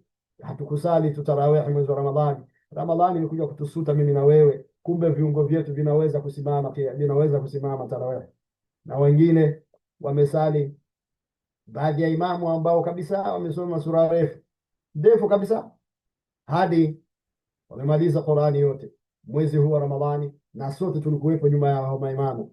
Wengine wamesali kwa rakaa tofauti walizosali nyuma ya imamu, machofu walivyoyahisi, Ramadhani imekuja kutusuta kwamba iwapo umeweza wewe mwezi mzima, kwa nini Shawali umnyime haki yake? Kwa nini Dhulqaada imekuja unyime haki yake? Kwa nini Dhulhijja unyime haki? Kwa nini Muharram? Kwa hivyo afdalu salati baada faridha salatu llail, swala iliyo bora, swala yenye thamani, iliyoinua daraja baada swala ya fardh, baada hiyo fardhi yako ya fajri, subhi, dhuhuri, asr, maghrib, isha, basi shikamane na qiyamul layl. Mwanafunzi mwenzangu mpendwa, kwa ajili ya Allah.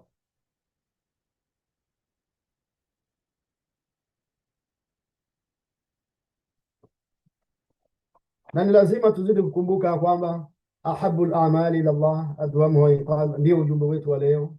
Amali zenye kupendeza, amali zenye thamani, amali zilizonyanyua daraja mbele ya Allah ni zile zenye kudumu, hata kama amali hizo zitakuwa ni chache. Kwa hivyo miongoni mwa amali tushikamane nazo, Ramadhani hii imekwisha, miongoni mwa amali hizo tushikamane na qiyamul layl. Tusende katika zile hali za mbadala alizozungumza Mtume Muhammad sallallahu, na miongoni mwa hali hizo za mbadala ni ile ambayo unaweza ukaifanya siku ya Ijumaa. Yeyote siku ya Ijumaa atakayeamka kasali salatul fajr, karudi nyumbani, katoka ikabidi kakoga, na katika ukogaji wake kakoga mfumo kama vile amekoga mfumo wa janaba, hata kama atakuwa hana janaba, akaenda msikitini kwa kutembea, anapotoka nyumbani asifanyi lolote, asisemi lolote, lakini kumdhukuru Allah hadi atakapofika msikitini. Atakapofika msikitini asali atakazosali, afanye adhkari atakazofanya adhkari, na huku amekaa mbele ya imamu akisikiliza khutba kwa ukimya, hajasema lolote la kidunia hadi atakapomaliza khatibu sala. Allah kwa kila hatua aliyotoka nyumbani kwake hadi msikitini. Hizi ni miongoni mwa fawaidi na fadhaili za salatu Jumaa ambazo watu wanapata siku ya Ijumaa, ambazo wengi miongoni mwetu tumeghafilika na hizo, na wengine tulikuwa hatujui. Wenda Allah ametupa fursa ya leo nafsi zetu kukumbushwa, tushikamane na adhkari hizo. Kwa kila hatua moja ambayo aliyopiga huyu kutoka nyumbani, hapa ametoka nyumbani kwa kutembea, hakwenda kwa gari, hakwenda kwa kipando chochote kile, katoka nyumbani kwa kutembea. Kila hatua moja aliyopiga Allah anampa thawabu za mwaka mzima wa siyamu na mwaka mzima wa qiyamul layl. Mwanafunzi mwenzangu mpendwa, kwa ajili ya hebu sikia qiyamul layl alivyosisitiza Mtume kwa mifumo tofauti kwa wale ambao tutazembea, lakini tusiendi katika hizi njia za kuzembea, na ili hali nguvu unazo za kuamka qiyamul layl, nguvu unazo. Mtu unaweza kwenda katika hali ya sherehe, ukaikaa kwenye sherehe hiyo masaa nenda masaa rudi, masaa 5 masaa 6, lakini kusimama qiyamul layl hata kamili kwa ajili ya Allah, na unajua Allah ameshuka kwa hadhi yake kwa ajili yako wewe na mimi, mwanafunzi mwenzangu, kwa ajili ya Allah. Na huko akizidi kutunadia, ni nani mwenye shida amkidhie shida yake, nani mwenye kustaghfiru amchukulie istighfara yake, na nani mwenye kutubia kwake Allah mtakabalie tauba yake. Mimi na wewe tunakoroba, lakini kibidi mambo ya kidunia, kuikaa kwenye TV ukitizama matamthilia, unaikaa hapo hata mpaka asubuhi hadi alfajiri, tunachelewa. Mwanafunzi mwenzangu mpendwa, kwa ajili ya Allah, huyu ni uzinduo kwenye nafsi yako na nafsi yangu. Tushikamane na qiyamul layl, tuwe miongoni mwa waja ambao Allah atatuinua daraja, miongoni mwa waja ambao tunafuata nyayo sahihi za Mustafa Muhammad salama. Tukumbuke Abdullah ibn Umar, Mtume Muhammad salama na ijtihada yote aliyokuwa nayo katika dini. Mtume kamwambia Abdullah ibn Umar, ni mja mwema wa Allah, laitani angalikuwa na sadi qiyamul layl angelikuwa bora zaidi. Huyu ni sahaba wa Mtume, shemeji yake Mtume, kaka wa mke wake Mtume, Hafsa mtoto wa Saidna Umar radhiallahu anhu. Ila Mtume kamwambia anajitahidi sana, lakini angesali qiyamul layl angelikuwa bora zaidi ya hivi mnavyomuona. Kasema Abdullah bin Umar, tokea siku hiyo alionaambia Mtume hakuacha qiyamul layl mpaka kafa, kwa sababu alijua wama yantiqu anil hawa, iwapo Mtume kasema haya, basi hivi ndivyo Allah anavyotaka mimi niwe. Mwanafunzi mwenzangu mpendwa, kwa ajili ya Allah, hatutosema kwamba na huyu ikiwa amesema na mimi ndivyo Allah anavyotaka niwe, lakini Allah akataka leo tukumbushane ibada hii ya tahajudi, ibada hii ya qiyamul layl ni ibada ambayo sote hapa, iwe ni huyu mzungumzaji tunayemsikia, iwe ni sisi wasikilizaji, iwe ni wanafunzi wenzetu wote hapa pendo kwa ajili ya Allah, iwe ni hata mashuhuri wetu, wengi miongoni mwetu tunapuuzia ibada hii, na ndiyo maana migogoro, ndiyo maana madhara mengi sana yamezidi kutusibu usiku na mchana. Ramadhani hii tubadilike, Ramadhani hii iwe ni mwanzo wa kubadilika kushikamana na qiyamul layl hadi tutakaporejea kwake Allah, na huko ameturadhia kuwa miongoni mwa waja wake, ambaye ametusamehe, ametuinua daraja. Allah ametujalia kuwa miongoni mwa wale watakaorithi pepo ambayo jicho halijawahi kuona kwa neema zilizoko peponi, sikio halijawahi kusikia kwa neema zilizoko peponi, hata fahamu ima moyo na akili haijawahi kupitia kabisa kufikiria kwa neema zilizoko peponi. Ndipo huko ambapo mimi na wewe mwanafunzi mwenzangu tunamuomba Allah anjalana min ahli aljanna alfirdaus al'ala wama qarraba ilayha min qawlin aw amal, wa na'udhu billahi min adhabi an-nar wama qarraba ilayha min qawlin aw amal. Mwanafunzi mwenzangu mpendwa kwa ajili ya Allah, ni mengi ya kukumbushana kwa ajili ya Allah. Ilikuwa ni katika hali ya kuzidi kuziendea nafsi zetu, tukijitafakuru, tukitadabbur na kujitathmini. Ramadhani imekwisha, ni vipi, ni ibada zipi miongoni mwa nyingi ambazo tumejumuika nazo Ramadhani? Tumesoma sana Qur'ani. Je, bado miongoni mwa wale wanaosoma Qur'ani kila siku endao kwa Allah? Leo mwezi 17 Shawwal, tumejumuika sana na swala za sunna za nawafil. Je, bado unaendelea na zile swala za nawafil? Tumesali sana swala zetu hivi jamaa msikitini. Je, bado uko miongoni mwa wale wanaendelea kusali swala za jamaa? Tulikuwa warahimu sana mwezi wa Ramadhani. Je, bado unaendelea na urahimu huo? Tulikuwa wema sana na huruma sana mwezi wa Ramadhani. Bado unaendelea tena na wema huo uliokuwa nao? Tumesali sana salatu tarawih mwezi wa Ramadhani. Je, bado unaendelea kusali qiyamul layl? Na tumesaumu sana siku 30 mwezi wa Ramadhani. Ramadhani imekuja kutusuta kwamba hata baada ya Ramadhani tuna uwezo wa kusaumu. Uwe na nia njema na tumuombe Allah taufiki tuwe miongoni mwa waja ambao tutaendelea kusaumu Jumatatu na Alhamis na ayamul bayd, na pia kubwa zaidi tuwe miongoni mwa wale ambao tutashikamana na qiyamul layl na tahajjudi kwa njia na mfumo, tukikumbuka kwamba hii ni miongoni mwa hukumu za mwanzo alizopewa al-Mustafa Muhammad sallallahu alaihi wasallam. Ada alipomsisitizia suratul Muzammil na pia suratul Muddathir, mtume awe ni miongoni, qum al-layla illa qalila nisfahu aw inqus minhu qalila au zid alayhi warattil al-Qur'ana tartila. Ewe Muhammad, qum al-layla illa qalila, hebu simamka, amka usiku kumtukuza Allah japo kidogo. Nisfahu au inqus minhu qalila, basi zidisha angalau nusu yake kidogo au punguze kidogo, lakini amka. Warattil al-Qur'ana tartila, na usome Qur'ani kwa mfumo unaostahiki aliotaka Allah maneno yake yasomwe, kwa ahkamu tajwidi zote uweze kukamilisha kwa kila mfumo alivyokuja nao Jibril alivyoisikia kwa Allah akamfikishia al-Mustafa Muhammad sallallahu alaihi wasallam. Al-Mustafa akafikisha kwa maswahaba wakaisoma tena kwa mtume. Na hii Qur'ani ilivyoinuliwa daraja mwezi wa Ramadhani, kila mwezi wa Ramadhani Jibril alikuwa akikariri, akirejea, akifanya murajaa Qur'ani yote iliyoshuka kwa Mustafa Muhammad sallallahu alaihi wasallam. Ila usiku ule ambao Mustafa Muhammad sallallahu alaihi wasallam kwa mwaka ule ambao ndio ilikuwa rejea kwa Allah, Jibril alikariri naye mara 2 usiku mwezi wa Ramadhani. Hebu kumbukeni mwanafunzi mwenzangu mpendwa kwa ajili yangu, Mtume Muhammad sallallahu alaihi wasallam ameshinda na shughuli za Waislamu mchana, amewasalisha Waislamu Isha. Mtume Muhammad sallallahu alaihi wasallam huyo ana time ya familia yake, na baada ya hapo Jibril anakuja wakikumbushana huko, akimsikiliza kwenye Qur'ani yote ambayo Mtume Muhammad sallallahu alaihi wasallam alikuwa kishafunuliwa na Allah na ambayo Jibril kaja naye. Jibril akimsikiliza kila usiku Ramadhani. Mimi na wewe mwanafunzi mwenzangu mpenda, tunapuuzia Ramadhani, tunapuuzia Qur'ani baada ya Ramadhani, halafu tunajigamba kwamba tunampenda mtume. Tushikamane na hayo mawili miongoni mwa mengi. Tusome Qur'ani kila siku ya da'wa kwa Allah, na qiyamul layli tusiache qiyamul layli, na saumu tushikamane nazo hizi za Jumatatu na Jumatatu na Alhamis. Iwapo Jumatatu na Alhamis itakuwa nzito kwako, lakini kumbuka mwezi mzima wa Ramadhani si saumu. Vipi Alhamis na Jumatatu zitakushinda? Kwa ajili ya Allah, kwa ajili ya Allah na kariri, kwa ajili ya Allah isafishe nia yako. Tumuombe Allah atupe taufiki ya kudumu miongoni mwa waja ambao ahabul a'mali ila Allah adwamuha wa in qalla, amali zenye kupendeza zaidi, zenye kuinuliwa daraja na zenye thamani zaidi mbele ya Allah ni zile zenye kudumu. Isiwe tumeswaumu siku 30 baada ya hapo. Na ndio maana hatubadiliki, kwa sababu hatuendelei na saumu ile, saumu ambayo Allah kaileta tu. Baada ya yaumul Eid Shawali tunaweza ukaanza ukasaumu papo hapo, unaanza kusaumu Shawali.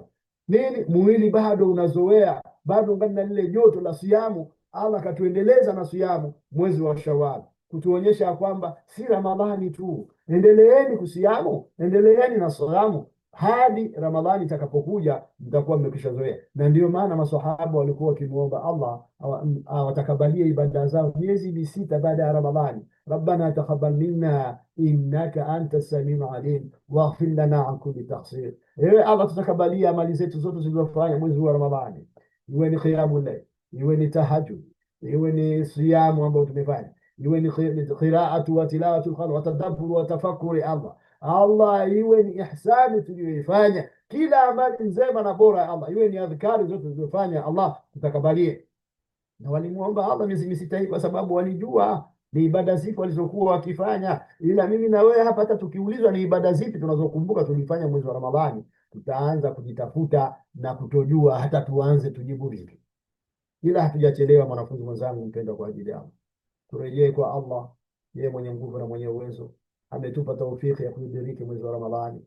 Tusiwe miongoni mwa wale wanaoabudu Allah kwa misimu tu. Ramadhani imekwisha, ibada zote Allah amezijumuisha mwezi wa Ramadhani, ni zile zile, ila Allah ametuletea mazoezi ya kuona kwamba hata baada ya Ramadhani tuna uwezo wa kuweza kuendelea na ibada hiyo. Na ujumbe wetu wa leo, mwanafunzi mwenzangu mpendwa, kwa ajili ya Allah, tushikamane sana na qiyamul layl, tahajjud tushikamane nayo sana. Ni wakati ambao Allah ameshuka mbingu ya kwanza akinadi kwa mifumo ya aina tatu. Ni yupi ambaye anamuomba Allah amtekelezee? Ambaye ana majonzi, Allah mgatue na majonzi yake? Ambaye anaomba msamaha na kutauba kwa Allah, Allah mtakabalie msamaha wake na tauba yake? Na nani miongoni mwetu asiyemkosa Allah? Nani miongoni mwetu asiyedhulumu nafsi yake? Nani miongoni mwetu asi hata kwa hisia zake tu tayari huyu ameifanya dhulma kwa nafsi yake, nafsi ya huyo mkewe mpendwa kwa ajili ya Allah, huyo mmewe mpendwa kwa ajili ya Allah, hao wanawe mpendwa kwa ajili ya Allah, hao ndugu zake wapendwa kwa ajili ya Allah, hao wazee wake na wengine. Hadi leo tunawadhulumu wazee wetu waliotangulia hata mbele ya haki. Tuchukue fursa hii ya qiyamul layli, tuzidi kunawirika, tuzidi kujikurubisha na Allah, na tuwe miongoni mwa wale ambao tunajigamba ahabul a'mali ila Allah adwamuha wa in qal. Amali zenye kupendeza, mwanafunzi mwenzangu mpendwa kwa ajili ya Allah, amali zenye kupendeza zaidi mbele ya Allah ni zile zenye kudumu, hata kama japokuwa amali hizo zitakuwa ni chache. Allah, yote haya ni kwa taufiki yako Allah, ambapo tumepatia ni kwa taufiki yako, na ambapo tutakuwa tumekosea Allah ni uhaba wa elimu. Kama mnavyojua, mimi ni mwanafunzi mwenzenu, na Allah azidi kutuelimisha, atuzidishie ilmu yenye manufaa na sisi. Allahumma zidna ilman warzuqna fahman. اللهم زدنا علما وارزقنا فهما. اللهم زدنا علما وارزقنا فهما. اللهم زدنا علما وارزقنا فهما. وارزقنا الحكمة التي من أوتيها فقد أوتي خيرا كثيرا عدد خلقك ورضا نفسك وزنة عرشك ومداد كلماتك. نعم إن شاء الله msafara wetu tutakuwa tumeishia hapo kwa mada yetu ya ahabul a'mali ila Allah adwamuha in qalb. Amali zenye kupendeza mbele ya Allah ni zile zenye kudumu, hata kama amali hizo zitakuwa ni chache. Tumesisitizia sana tusiachi kuendelea kusoma Qur'ani, tusiachi kuendelea kusaumu hizi za sunna. Iwapo Jumatatu na Alhamisi huwezi zote hizo kwa wiki, jitahidi basi angalau anza na Jumatatu kwanza, anza na Alhamisi kwanza. Ila ukikumbuka kwamba Ramadhani inakusuta, umesaumu mwezi mzima siku 30 kwa mfululizo. Na pia qiyamul layli, tujitahidi tusiache qiyamul layli hata mara moja kwa wiki, mara mbili. Jipange mwenyewe kwa ajili ya mapenzi yako unavyompenda Allah, na hususan unavyojigamba kwamba unampenda Mtume Muhammad salama, ambaye Mtume kasali qiyamul layli maisha yake mazima. Kila usiku yeye akasali qiyamul layli hadi miguu yake haijavimba kwa kusali alfajiri, kwa kusali fajri, kwa kusali adhuhuri, asri. Miguu yake imevimba kusali qiyamul layli. Mimi na wewe hatujaumwa, hatujachomwa hata na mwiba kwa ajili ya hii kalima la ilaha illallah Muhammadur Rasulullah. Alafu tunataka tujigambe tuwe pamoja peponi na Mtume Muhammad sallallahu alaihi wasallam. Miongoni mwa njia tushikamane na qiyamul layli. Mwanafunzi mwenzangu mpendwa kwa ajili ya Allah, tuwe na nia safi na tumuombe Allah na taufiki na kudhihirisha juhudi kwa Allah ya kwamba tunataka tuwe miongoni mwa waja wake ambao tutasimama qiyamul layl kwa ile time ambayo Allah anashuka mbingu ya kwanza kwa mfumo na hadhi unaoambatana na hadhi yake mwenyewe Allah, na yeye mwenyewe ndiye mjuzi. Wallahu a'lam. Na mkaribuni kwa wale ambao watakuwa wana taaliki yoyote, marekebishaji kwa makosa ambayo mwanafunzi mwenzenu mpendwa kwa ajili ya Allah nitakuwa nimefanya, katika uzungumzaji na uhaba wa elimu, na ima kwa yule ambaye atakuwa na swali lolote kwa yale ambayo atakuwa amezungumza, inshallah mlango uko wazi, karibuni, ili sote tupate faida kwa ajili ya Allah. Na daima kumbukeni, kwa ajili ya Allah tunakupendeni nyote. Assalamu alaikum warahmatullahi wabarakatuh.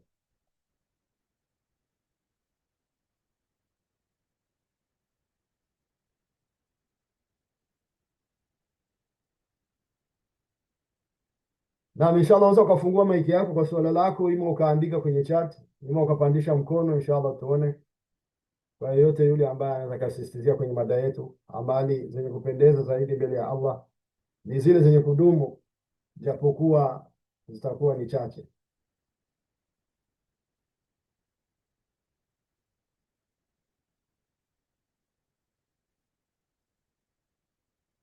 Naam, inshallah karibuni kwa yote ambaye atakuwa na swali, yote ambaye atakuwa na marekebisho katika yale ambayo amezungumza,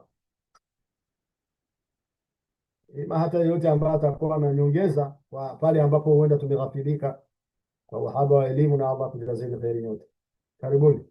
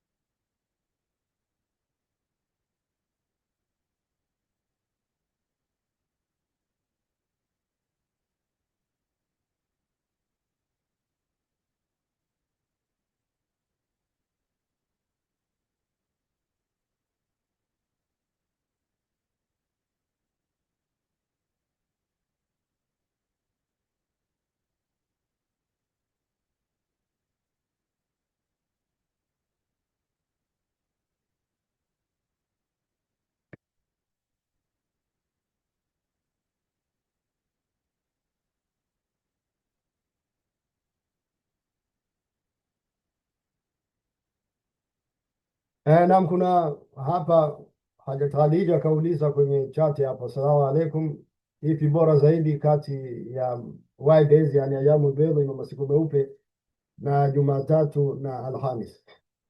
Na jazakillahu khara kwa swala lako ambalo umeuliza, ipi bora zaidi miongoni mwa hizo siamu zote, iwe ni kufunga ayamu bidhi na kufunga Jumatatu na Alhamis. Ukweli ni kwamba tutasema kwamba siku zote hizo ni bora, kwa sababu kiumbe bora ndiye ambaye alishikamana nazo al-Mustafa Muhammad sallallahu alaihi wasallam, na kila siku alitoa sababu zake.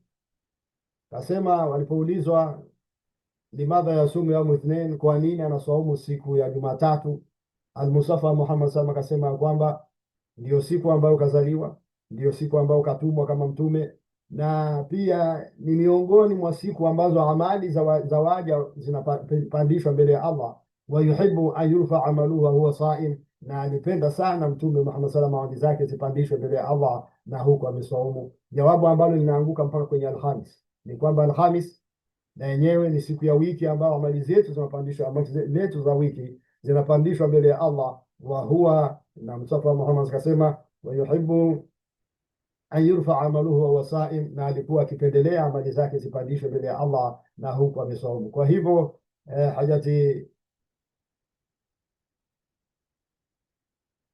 Hajat Khadija, ni kwamba umeuliza ni yapi bora, ni kwamba siku zote hizi ni bora, kwa sababu kiumbe bora ndiye ambaye kaswaumu siku zote hizi. Na ima kwenye hizi siku tatu za ayamul bayd,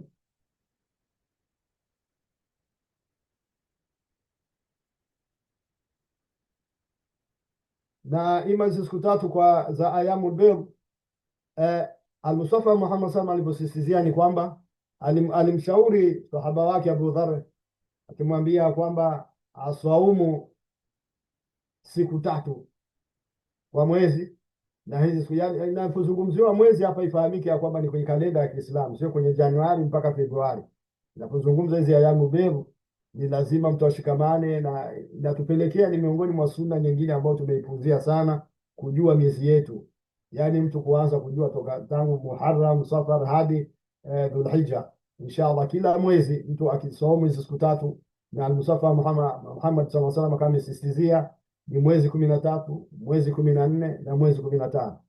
Ila uzuri ni kwamba mashuikh waliulizwa, na hususan shekhe wetu rahimahullah Ibn Baz aliulizwa, je, vipi wapo ya kwamba mtu anajua ya kwamba hizo mwezi 13, 14, 15 anaweza kuwa safarini, ni vipi anaweza akaswaumu kabla? Yeye akasema kinachotazamwa hapa ni kwamba mtu ajitahidi kwa kila mwezi, wapo ana ada hiyo kila mwezi aswaumu, na anajijua kwamba atasafiri na hiyo mwezi 13, 14, 15 itamkuta yuko safarini, basi ni vizuri anaweza akaswaumu mwanzo wa mwezi, yaani kabla ya safari yake aswaumu. La muhimu ahakikisha ya kwamba amejumuika na hizo ayamul bayt kama ilivyokuwa ada yake, na kumwomba Allah kwa nia njema, na Allah akampa tawfiki ya kuwa ni miongoni mwa wale ambao wanasaumu hizo ayamul bayt, mwezi 13, mwezi 14 na mwezi 15. Na pia na ni miongoni mwa ushauri ambao Mustafa Muhammad salama alimshauri Abu Huraira radhiallahu anhu. Abu Huraira ambao Mtume alimpa nyusia tatu, miongoni mwa nyusia hizo ilikuwa pia ni kusali ni hii siyamu ya ayamul bayt, kusaumu hizi siku tatu kwa kila mwezi, na Allah ndiye mjuzi zaidi. Naam.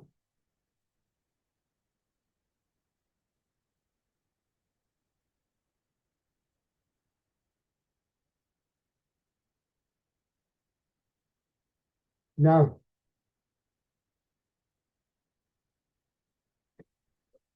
Naam, inshallah ngine mnaweza mkafungua maiki zenu, ima mkaandika wenye suala zao, swali yao.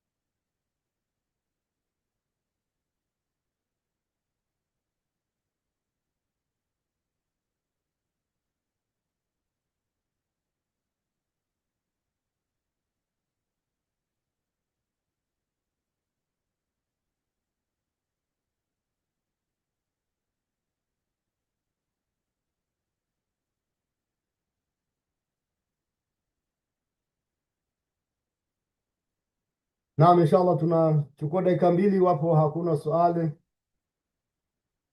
tutakuwa tumeridhika na hayo, na iwapo kuna yule ambaye atakuwa na swali lake, ima anaweza akafungua maiki yake, ima akaandika inshallah.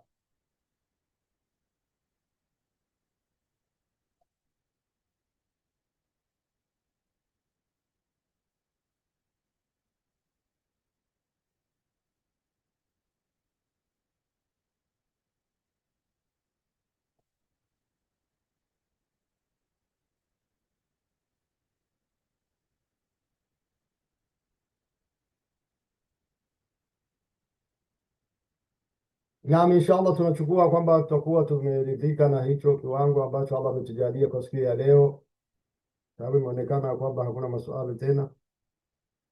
Tunamwomba Allah kwa huruma wake na utukufu wake azidi kutakabalia, na pote ambapo tutakuwa tumepatia ni kwa tawfiki yake Allah, na pote ambapo tutakuwa tumekwenda upogo na kukosea ni kwa uhaba elimu na mpenyo wa Ibilisi lain. Na tunazidi kumwomba Allah atudumishe nguvu, uwezo na ushindi dhidi ya Ibilisi, na azidi kutupa nguvu na kutudhihirishia katika kila mfumo ambao Ibilisi atakuja atajitokeza. Allah atupe ufahamu mwema wa kumjua na kumuona, na kuzidi kujitenga naye kwa uwezo wake na utukufu wake.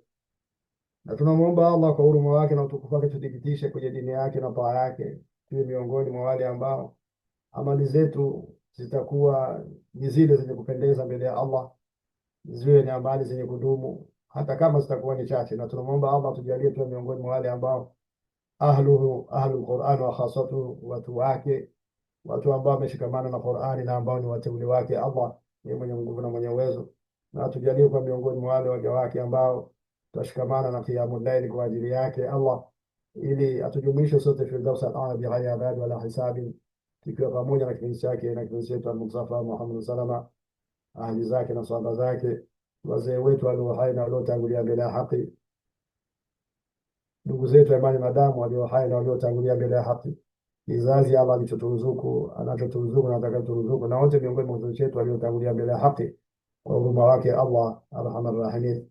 Na tunazidi kumwomba Allah mwenye nguvu na mwenye uwezo azidi kunusuru Waislamu popote pale walipo, wote waliopo na majonzi Allah wangatue na majonzi, wale ambao ni wagonjwa Allah waponye, wale ambao maradhi hapo njiani kujitokeza Allah alinde asijitokeze, na wale ambao maradhi yao atakuwa ni sababu ya kurejea kwa Allah, Allah awachukue kwa huruma wake, kwa jina lake Al-Afu, bila kuacha athari ya dhambi, na kwa huruma wake na utukufu wake Allah sote kwa ujumla azidi kututhibitisha kwenye dini yake na taa yake, iwe ni kauli, hisia, vitendo, kwa huruma wake na utukufu wake Allah arhamar rahimin. Na kwa utukufu wake hadha jalal wal ikram atujalie min alladhina sanuna al-khala fattabi'una ahsana. ربنا تقبل منا إنك أنت السميع العليم وتب علينا يا مولانا إنك أنت التواب الرحيم. اللهم اغفر لنا وارحمنا وعافنا واعف عنا واهدنا وسددنا وارزقنا يا رزاق رزقا حلالا طيبا مباركا فيه، ملء السماوات وملء الأرض وملء ما بين ما شئت من شيء بعد، من حيث نحتسبون من حيث لا نحتسبون، عدد خلقك ورضا نفسك وزنة عرشك ومداد كلماتك. يا مثبت القلوب ثبت قلوبنا على دينك، ويا مصرف القلوب صرف قلوبنا على طاعتك، عدد خلقك ورضا نفسك وزنة عرشك ومداد كلماتك. اللهم إنا نعوذ بك من علم لا ينفع ومن قلب لا يشع.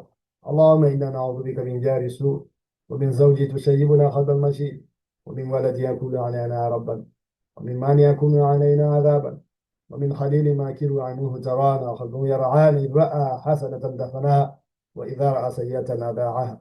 اللهم اغفر لنا وارحمنا، اللهم اغفر لنا وارحمنا وعافنا واعف عنا واهدنا وسددنا وارزقنا يا رزاق رزقا حلالا طيبا مباركا فيه، ملء السماوات وملء الأرض وملء ما بين عشية من شيء بعد، من حيث نحتسبون من حيث لا نحتسبون، عدد خلقك ورضا نفسك وزنة عرشك ومداد كلماتك. اللهم أعنا على ذكرك وشكرك وحسن عبادتك. ربنا آتنا في الدنيا حسنة وفي الآخرة حسنة وقنا عذاب النار، عدد خلقك ورضا نفسك وأنت على كلماتك. اللهم اغفر لنا وارحمنا، اللهم اغفر لنا وارحمنا واهدنا إلى صراطك المستقيم، صراط الذين أنعمت عليهم غير المغضوب عليهم ولا الضالين، عدد خلقك ورضا نفسك وزنة عرشك ومداد كلماتك. سبحانك اللهم وبحمدك أشهد أن لا إله إلا أنت نستغفرك ونتوب إليك. سبحان ربك رب العزة عما يصفون وسلام على المرسلين والحمد لله رب العالمين. Assalamu alaikum warahmatullahi wabarakatuh. Inshallah tukutane tena Jumapili ijayo kwa mada nyingine ambayo Allah atakuwa ametuandalia, na daima kumbukeni kwa ajili ya Allah tunakupendeni nyote. Assalamu alaikum warahmatullahi wabarakatuh.